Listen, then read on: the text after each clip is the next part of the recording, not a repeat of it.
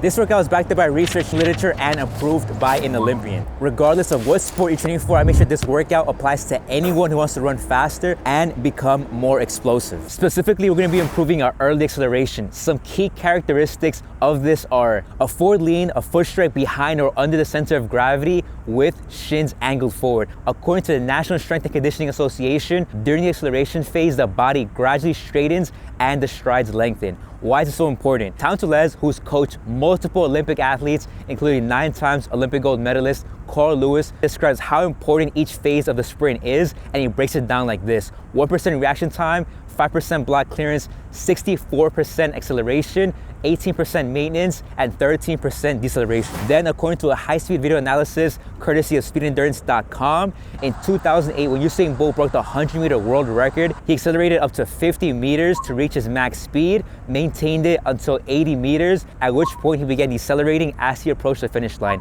which is pretty spot on to the percentages that Tom Tellez outlines in that video. This may be surprising, but according to my research and conversations with Olympic athletes, elite sprinters typically warm up for around 45 minutes, if not more. Although it is ideal, I'm not saying you have to spend this much time warming up to see results, because there are studies like this one that show improvements in sprint times with just 60-minute training sessions twice a week. I won't get into massive detail here on how to warm up because I already have an entire video on that, but the key points are: begin with the jog, followed by dynamic stretching, continue with sprint drills, then get into strides, or in other words, begin doing gradual runs, increasing the intensity until you can sprint near your max effort, or at least the effort you'll be using for the workout, which in this case, because the goal is to improve our speed, should be near max effort. The first distance is 10 meters. The purpose of this is to focus on the first few steps before moving on to longer accelerations. The first few steps are crucial because they will impact the rest of the acceleration, and 10 meters is possibly the most used sprint distance in any sport that requires running. Here we want to keep our feet low to the ground because the sooner we can strike the ground,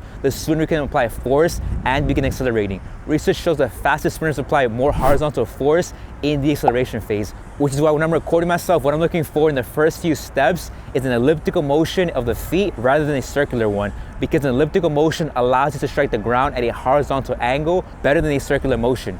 Then after 10 meters, the next sprint is 20 meters. Here, I'm working on maintaining a strong forward lean with shin angles that are parallel to the torso. If you look at the fastest athletes across various sports, they are excellent at doing this. At this point, our legs are starting to move through more of a circular motion rather than elliptical, and that's completely fine. However, the longer we can stay at a forward lean, the longer we can put more horizontal force into the ground. That being said, there's 2 mistakes to look out for. 1 is running our back, which is a common problem trying to force the forward lean. And 2 is overstriding, which is common if we don't have enough power, because in this position, we have less room for error. If our leg doesn't cycle fast enough, our foot has no choice but to land ahead of our center of gravity to stop us from falling forward, which is the opposite of what we want, because not only will that slow us down, but it may even cause us to stumble, or even worse, tumble forward. Then we can move on to a 30-meter sprint. Ideally, at this point, we're seeing improvements in our foot strike and posture, because here I'm focusing on looking down at the ground just to maintain my posture without popping up. What I mean by popping up is going from a forward lean to suddenly becoming upright. If we look at elite sprinters, this is a gradual process. After completing the 30 meters, we can rest and then repeat everything again one more time, starting with 10 meters, then 20 meters, and finishing off with 30.